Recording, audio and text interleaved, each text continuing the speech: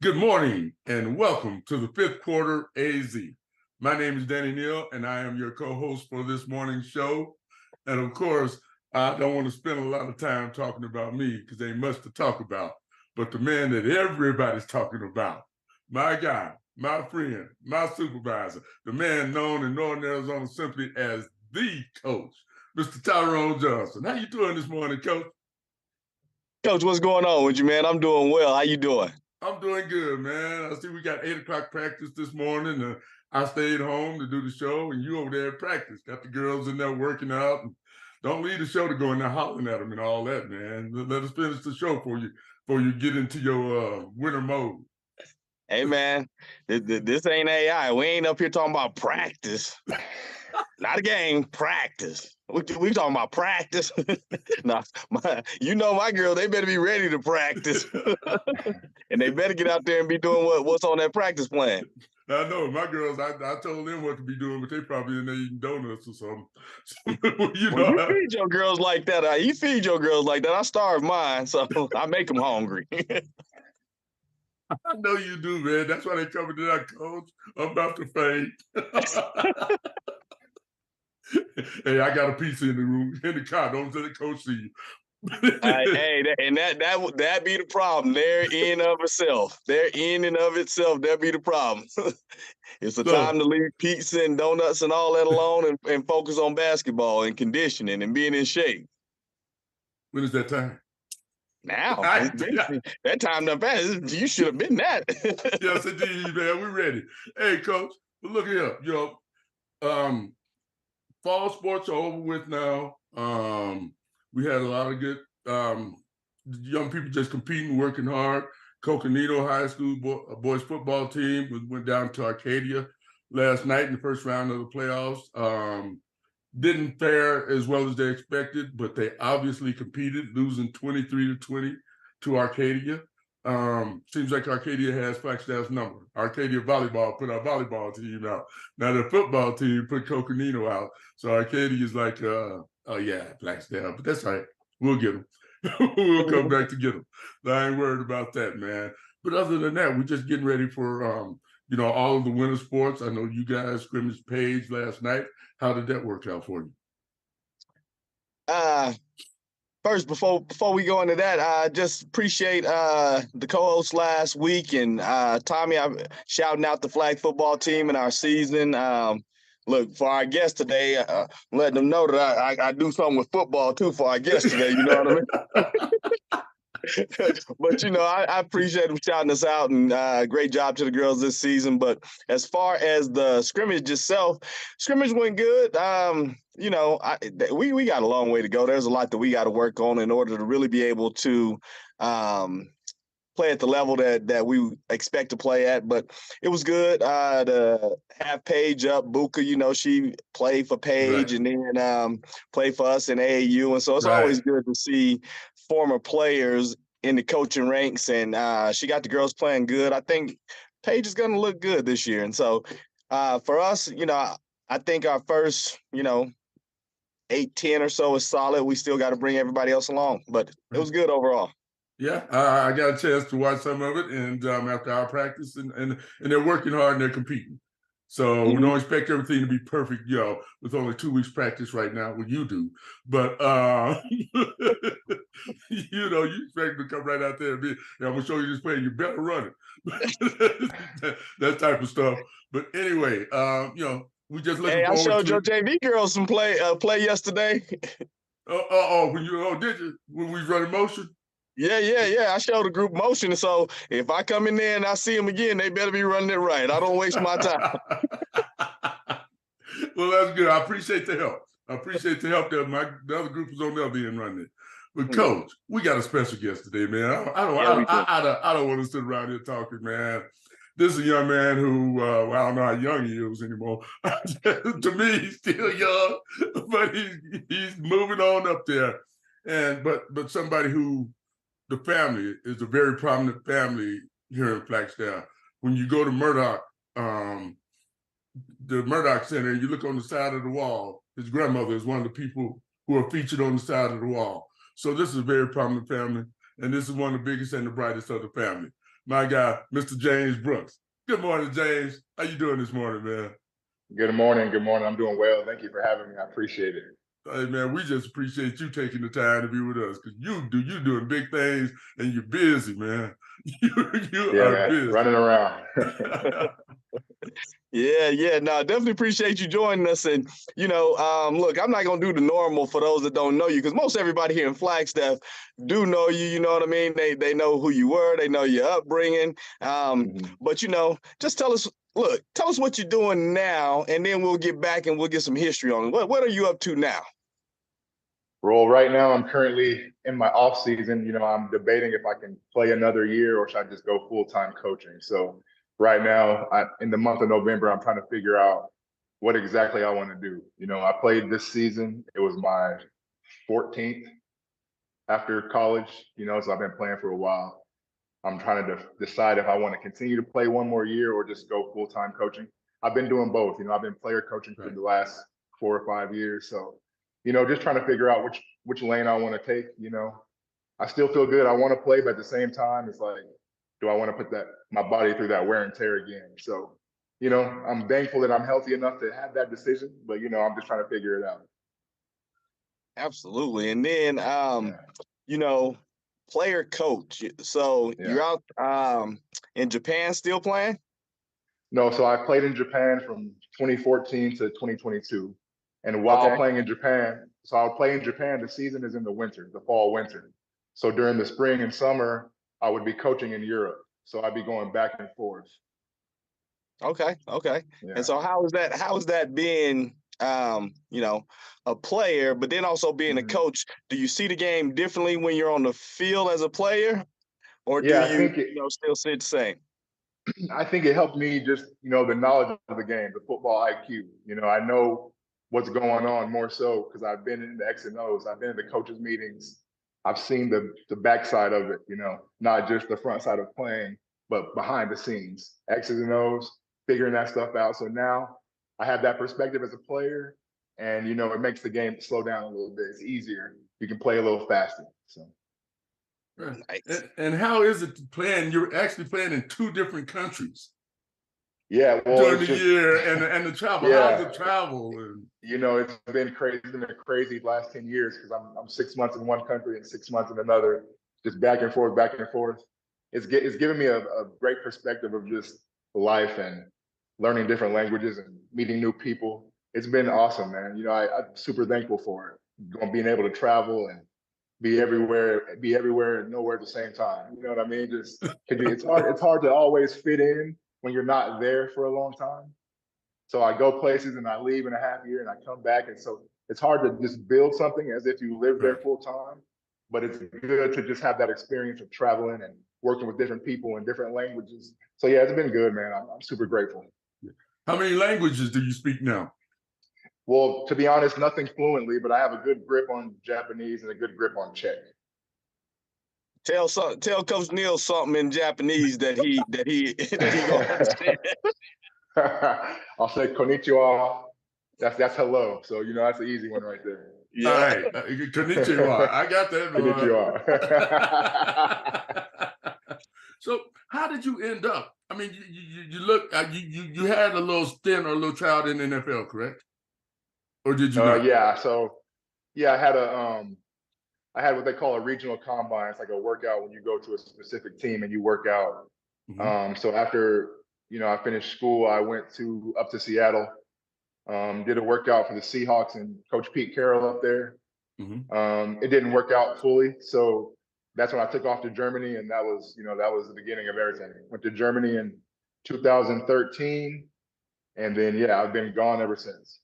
Right. And how did that happen? Because most people, if you don't get that NFL look, you go to the CFL. Right. So for me, I think I had a couple teammates from ASU out in Germany. Okay. And so they gave me the call, and they were like, "Hey, if you want to come out here, we can talk to the coach, et cetera, et cetera." I said, "Hey, why not?" And that's how it started. So my first year in Germany, I actually had 2 teammates with me from ASU. Well, that's good. That's good. And so was it like a spur on the moment thing? Because as we were talking earlier, you were working for me at the rec center, And one day I asked your mom, "Where's James? He got my keys to the Rexon," and she's like, "They in Japan or somewhere." Yeah, it was. It was kind of so there's this website, and it's like an agent website where you put your profile and your highlights up on the website, and then teams from all around the world can look and see if they want to hire you. So it's kind of like you're an independent contractor of sorts. And the team found me. I had teammates there, so they found me. We worked out the contract, and yeah, I was gone within the next couple of days. Really? So you didn't have an agent? No, I do not have an agent. I negotiate all my own stuff. That's good stuff. How was that negotiation process? I mean, how did you know? Well, let's do it like this. You mentioned ASU, so you played football at ASU. What did you major in? Was it finances, or how did you know how to negotiate your own contracts? Well, first of all, I didn't know. I had to learn. My major is interdisciplinary studies, so I focused on sociology and education. So after finishing that up, when I started negotiating contracts, I had to learn the ropes, right? So my first 2 contracts, they probably weren't matching my value. I had to learn that, Right. But then towards the 3rd contract, I'm dealing with businessmen who work at IBM, because my team in Japan was IBM Big Blue. Right. You might have the shirt on now. So IBM is our biggest sponsor. So when I'm dealing with my contractor, I'm dealing with IBM businessmen. So I had to learn how to talk to them, and then we figured it out from there. Okay. And so what's the biggest difference in the style of play from Europe to Japan? I think Japan has a little bit of an advantage because they really invest into American coaching. If you look at the Japanese league, all the coordinators and position coaches, most of them are American guys who have some type of D1, D2 experience. So I think the Japanese guys, they have a very serious culture of doing things correct and not making mistakes. So I think that gives them an advantage. They play fast. They have a high football IQ. In Europe, they might have better athletes per se individually, but the level of game isn't quite there yet because the investing in coaching isn't quite there yet. Okay. And do you have to go, Coach? No, when you were at ASU, what were some of the biggest takeaways?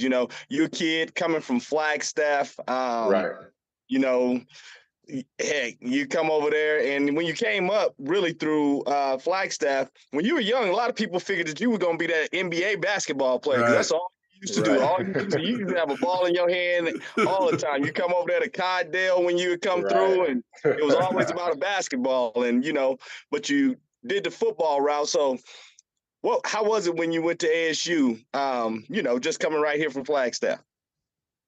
Yeah, well, to add to that point about basketball, I never wanted to play football. I think some of y'all know that. I was going to say that. I was forced into football. Your family was just a football family. Yeah, exactly. So I kind of just got pushed into football, and it worked. I always wanted to play basketball, and I think if I was 1 inch, 2 inches, 3 inches taller, I never would have played football.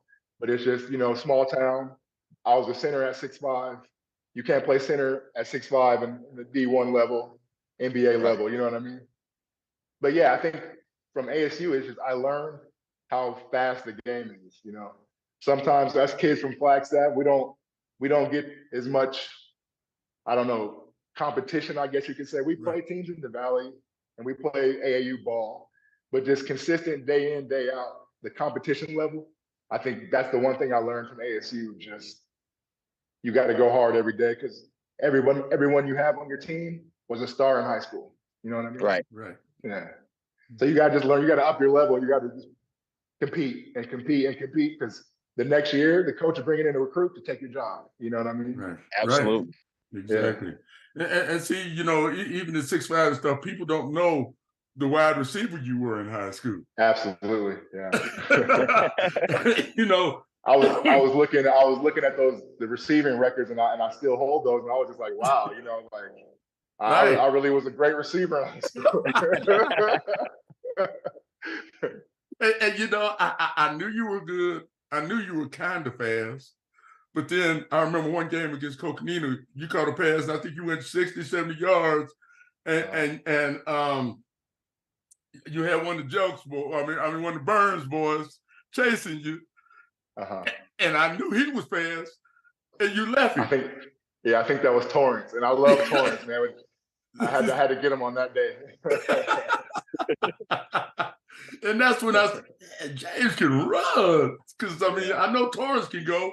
And you caught that pass, and I mean, he had no chance of catching you. And that's when I was really like, yeah. But I knew you were that basketball was your sport. I knew you. I've been watching you since 3rd grade. Absolutely. You know, and it was times coming up because you always were a big guy.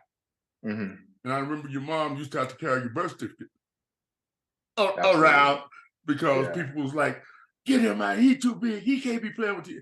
And being in youth basketball league, and I knew how you were, and I just got mad. Right. And it was like, y'all not gonna treat him like that, Renee. You don't show nobody else his birth certificate. Nobody else his birth certificate. Right. You know, they better just figure out how to handle him. Right. Which nobody ever did. But yeah, man, you obviously were just a great all-around athlete.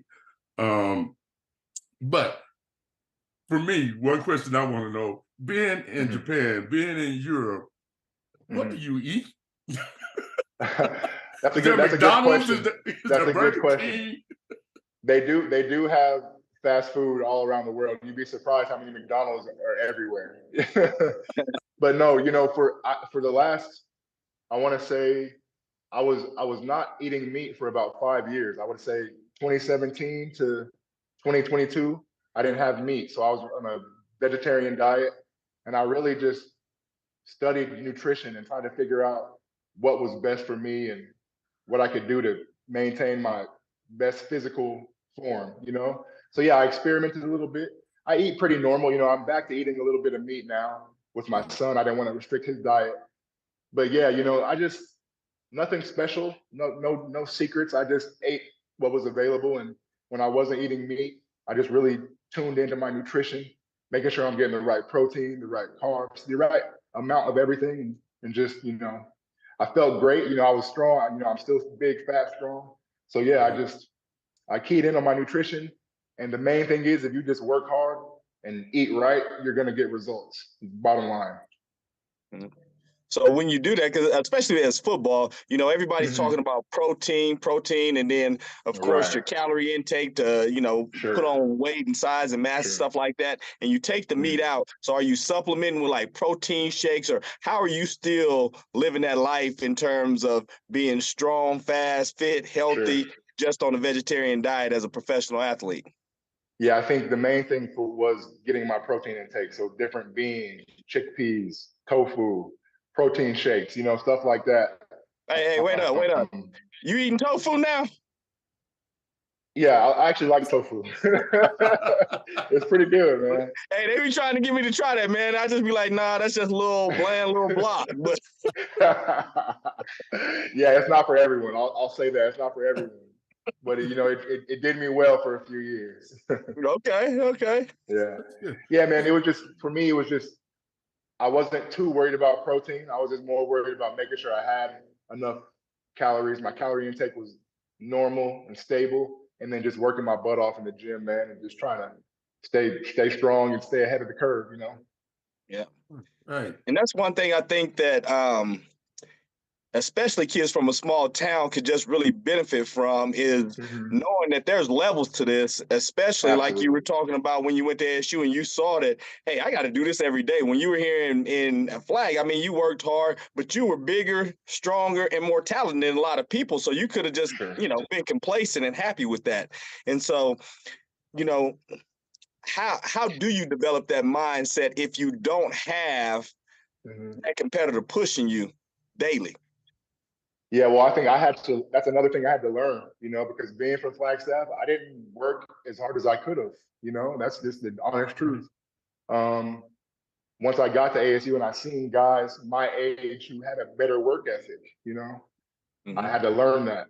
And I think even through ASU, it was a constant buildup. And then once I went overseas, that's when I really had the motivation and discipline in myself to just say, hey, every day I got to get up and work. So I would say for me personally, that work ethic didn't kick in until I went pro and was able to see, hey, if I want to maintain this level, I got to work. I got to outwork everybody. So yeah, for me, like you said, being from Flagstaff, I was a bit complacent because I didn't really have the competition level. But moving on through college, going pro, I learned to just work and just love the gym. You got to have a love relationship with the gym. You got to be in there. You got to just get it in. Absolutely. And that's what's funny. I talk about you at the rec center and working a short stint there. You got that job just so you could go to the rec center and in the weight room anytime. To work out. Yeah, man. I had to find a way to get it in, man. And so that was and that was cool with me. I mean, like, you got this star athlete, and he wants to have the accessibility to be able to work out and better himself. And who was I to get in the way with that? Which I wasn't gonna get in the way anyway. And not only that, Danny, man, I've been going there since third grade. Like, I wanted to make sure that I said this in the interview. Like, I'm so thankful for you giving us a chance. You know, us youth, us Flagstaff youth. There's so many of our lives that you've affected in a positive way. So I'm very thankful. Well, thank you very much, man. And I'm just proud of you, man. And I appreciate y'all letting me spend that time with you as an old guy running around here, man, and watching what you've done. And let's change it for a minute, right quick. Okay. The music. Yeah. You're really big into music right now. Yes. I know Coach Johnson thought he was going to be the next Snoop or something like that.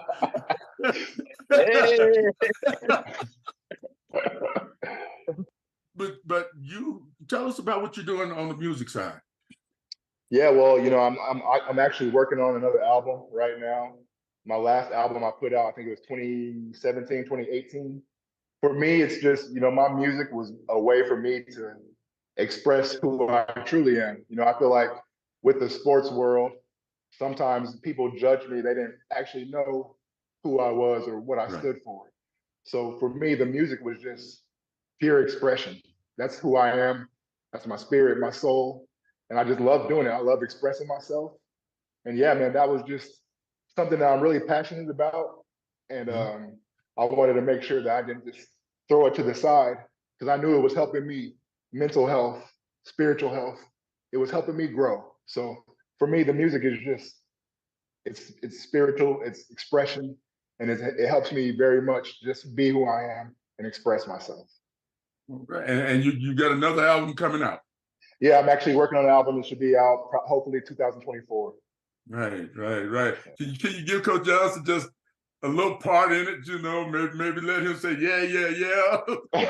Yeah, I gotta get you to the studio, Coach.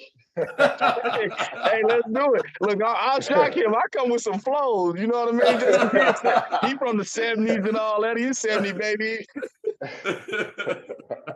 Hey, so with the music too, are you independent? Did you do that on your own? How did you get into that? Yeah. Well, you know, we got into it through high school. You know, we just messing around and seeing what we could do. And then, you know, some of the guys really fell in love with it. You know, there's a couple of guys from Flagstaff and, you know, growing up friends or whatnot. We loved expressing ourselves, you know. So that's how I got into it. And I really fell in love with it when I started to study like different artists and how they do what they do and why they do what they do. So for me, it was just, I'm a student of the game, just like with football and basketball. I'm a student of music. So I want to learn, I want to grow, I want to know how things work, why things work that way. So for me, it was just getting into the culture of it, you know. You know, music is such an expression, you know, people are healed through music. So for me, it was just getting deep into why is it this way, you know? Right. That's what's up. For those that don't know, his last album was called Vibe. Am I correct? Vibe, yeah. There you go. Yes, see, I'm all over it, Coach. So everybody can still go back, check out his first album if you want, and look forward to his next album coming out.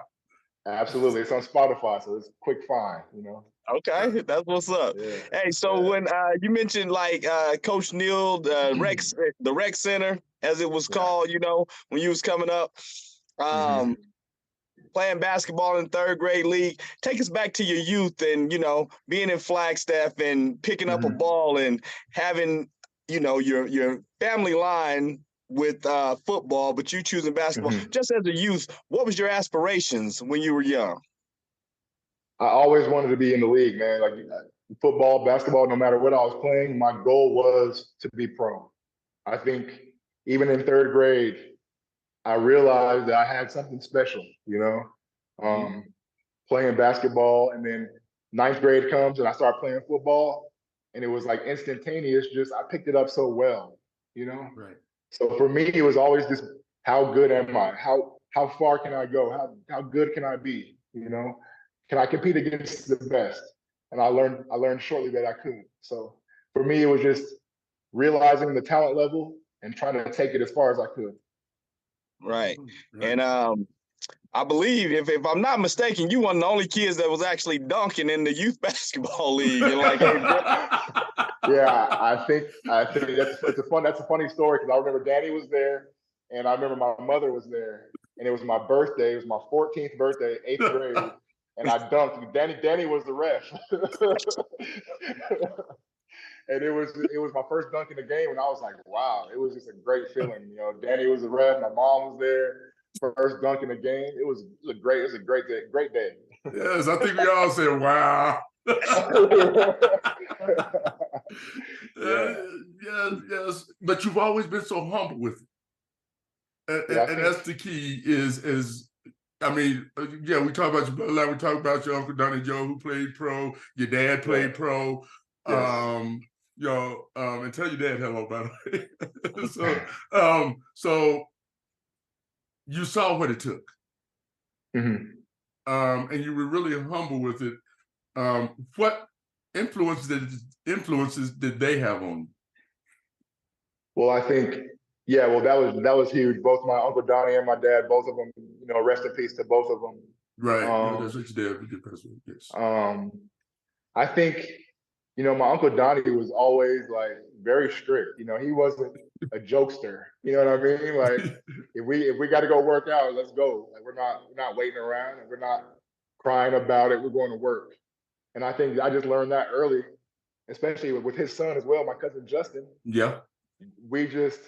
It was that work ethic of like, if we're going to do it, we got to do it. We can't be 50-50 with it. You know what I mean? Right. But also on the other side of that, my Uncle Donnie lived in Phoenix, so he wasn't always here to guide me and mentor me. So I had to learn a lot just on my own, observation, looking at the guys that I aspire to be. How do they do it? How do they work? So for me, it was a lot of trial and error, a lot of learning on the go.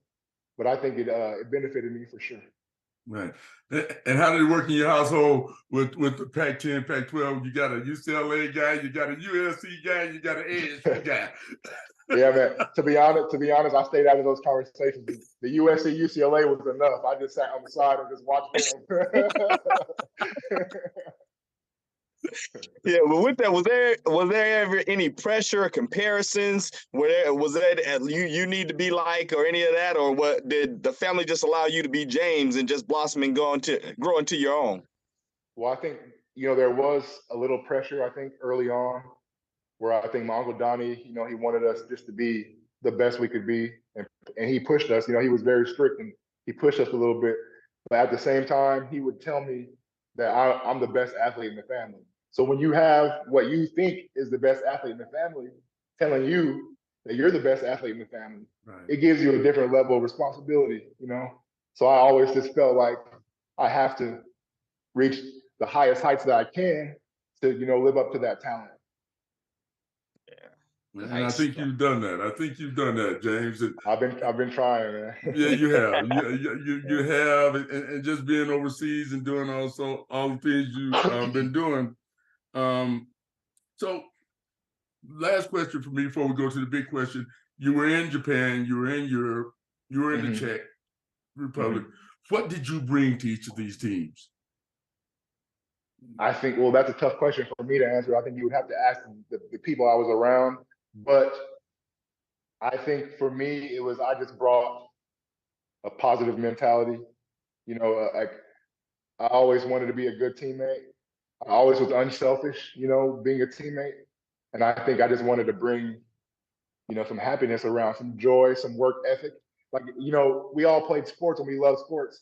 Losing's not fun. You know what I mean? So like, Right. if we're working hard, let's try to win, because that'll be the most fun. That's the apex of the fun. You know what I mean? We Right. love sports, but winning is what we do it to win.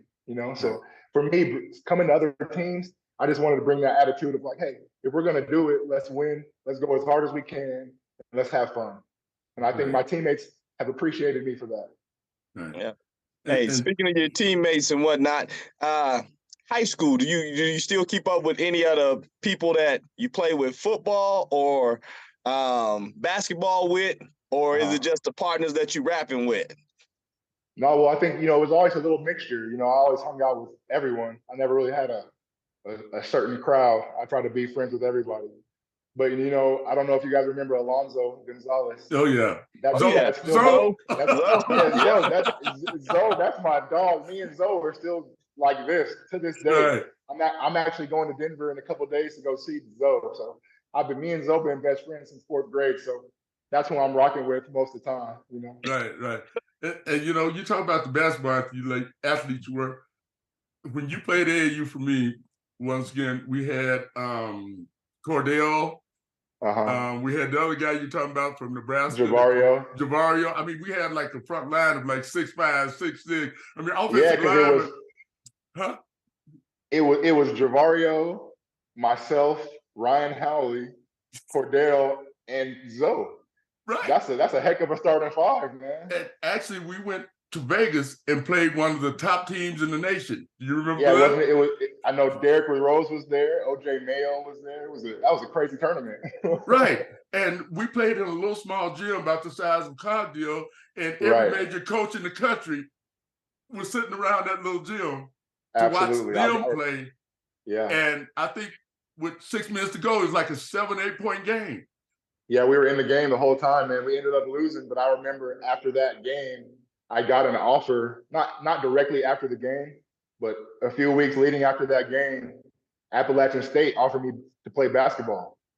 And that was my first basketball offer, and I was like, wow, it was crazy. It was crazy, man. Right. We had a great team. Obviously, it wasn't the coach, it was the players. It definitely was on us. It was the coach. The coach assembled the talent, man. Come on, get a coach some credit. But we did. I mean, we had a great team, and like you said, we played against some of the top players in the country who went on to play in the NBA and held our own in front of Krzyzewski and all the big coaches around. Absolutely. So it was fun, man. So that was a great time. I remember those times, man. It was awesome. It was. Yeah. And then, how was it with your football recruiting? Were you getting letters from every single person in the country? Was it a little lower, like local? Football was a different level, man. I was getting attacked from all sides. It was like I said, I had like maybe 1 or 2 basketball offers, but my football offers were above 15, 17. I think I had 8 of the Pac-10 schools offered me. Mm-hmm. I had almost all the Mountain West schools, and I think I had an offer from Mississippi State and Clemson. Those were the East Coast schools that offered me. My father played at Clemson. So I think once they figured that out, they offered me, but it was too late because I was already committed to ASU. So now, a story I don't think a lot of people know, and I'm aging myself, and a lot of people don't remember this, but there was a time when a coach back at Ohio State named Woody Hayes hit one of the players from Clemson, punched him. Yeah, I remember that story. And your dad was the one that grabbed Woody Hayes to stop him from fighting. Yeah, I don't know. Damn, that's a good story. I don't know if it was. He never talked to me about that directly. Right. Yeah. But that may have been him. Right, because it was against Clemson. Your dad was playing. And your dad either grabbed Woody Hayes and this is like folklore. This is in history. I mean, they still show this clip all the time. So go back and check it out. I gotta check that one out. That's cool. Yeah, I think it was your dad that either grabbed the Clemson player that got hit or grabbed Woody Hayes, who was just a legendary coach. So it's a lot of history there. But James, it's time. It's that time in the show, man, where we ask you to impart a little motivation, a little knowledge on Mhm.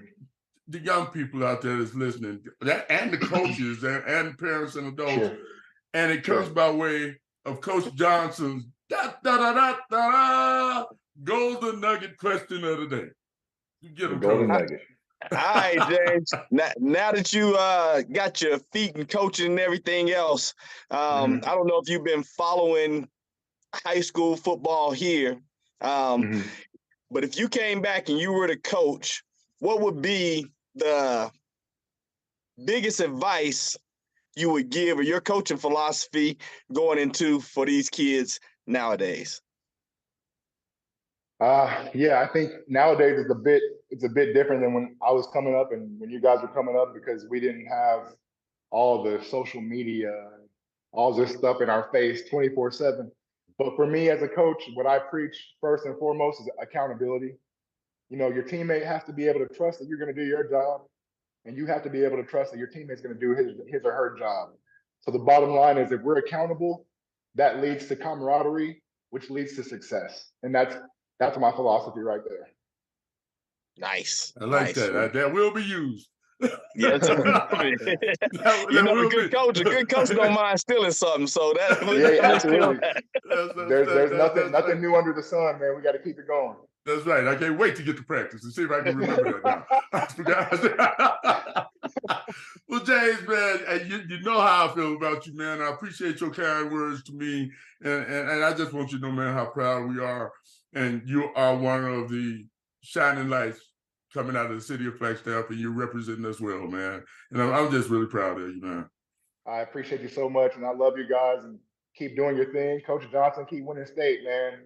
Keep Yes, doing your sir. thing, and because we need it. We always looked up to you guys, and we just need positivity, and powerful Black men leaders in our community.